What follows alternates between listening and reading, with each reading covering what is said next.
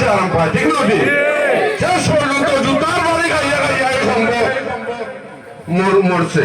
তখন খেসকি মাছ পুঁটি মাছও আমরা, ঠিক আছে, অহংকার বাড়া নাই, আপনি ওই ধরনের বক্তব্য দিবেন না। আবার বলা হয়েছে যে আমার বাড়ি উসমানীনগর, বহিরাগত।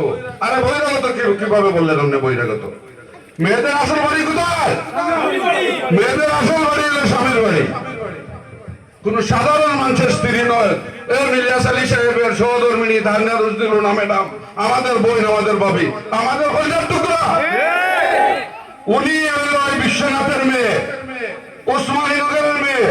উনি মারা গেলে ওনাকে মাটি দেওয়া হবে।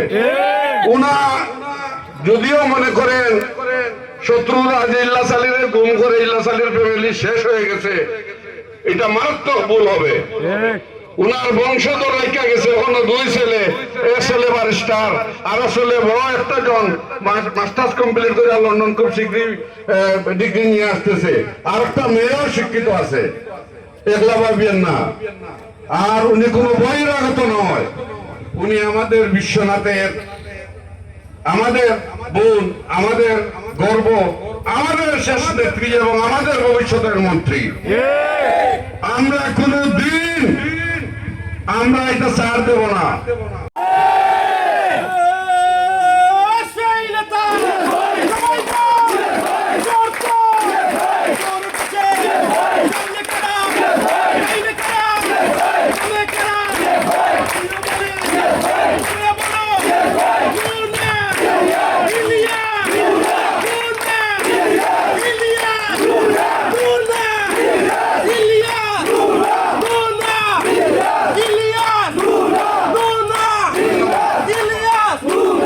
ধন্যবাদ, ধন্যবাদ শান্তকা। আমি লন্ডন গেছি বিগত রমজানের আগর। আমরা কোনোদিন ছাড় দেব না। আমরা ইনশাআল্লাহ ইলিয়াস আলী ফ্যামিলির সাথে আমরা আছি। আপনারা জানেন ইলিয়াস আলী ভাই আমাদের গ্রামে গ্রামে বক্তব্য দেওয়া হয়েছিল, আমরা রাস্তা দিবা, মনে আসেনি? আপনারা স্মরণ করছেননি? তাই নির্বাচিত হওয়ার পরে প্রথম কাজটাই আমরা এই আরাম মুরব্বী হল দুনিয়াত নাই সত্তারে নাম হইয়া গেছেন।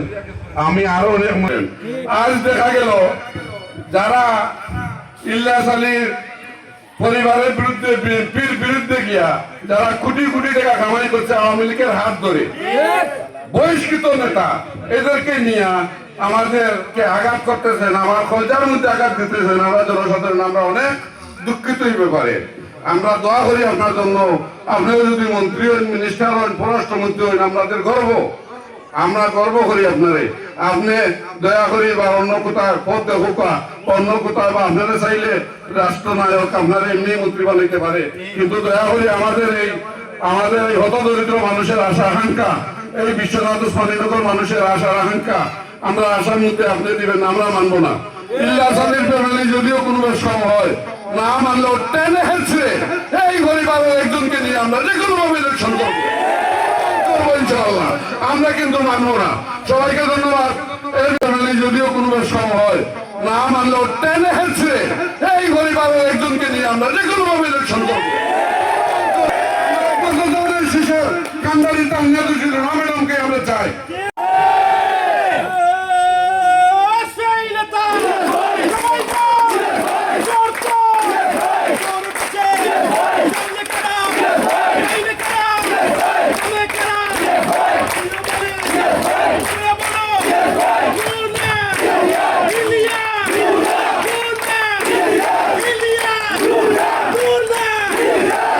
দেখা গেল যারা ইলিয়াস আলীর পরিবারের বিরুদ্ধে, বিএনপির বিরুদ্ধে গিয়া যারা কোটি কোটি টাকা কামাই করছে আওয়ামী লীগের হাত ধরে, বহিষ্কৃত নেতা, এদেরকে নিয়ে আমাদেরকে আঘাত করতেছেন, আমার খোঁজার মধ্যে আঘাত দিতেছেন। আমরা জনসাধারণ আমরা অনেক দুঃখিত এই ব্যাপারে।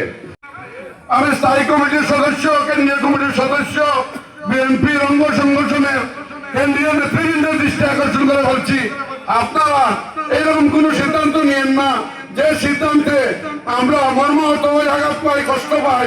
আমরা কিন্তু কোন সিদ্ধান্তই মানব না।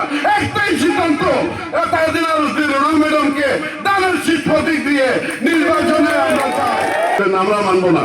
ইলিয়াস আলীর ফ্যামিলি যদিও কোনো সম হয় না মানলেও টেনে হেঁচড়ে এই পরিবারের একজনকে নিয়ে আমরা যে কোনো ভাবে ইলেকশন করবো ইনশাআল্লাহ। আমরা কিন্তু মানবো না। সবাইকে ধন্যবাদ।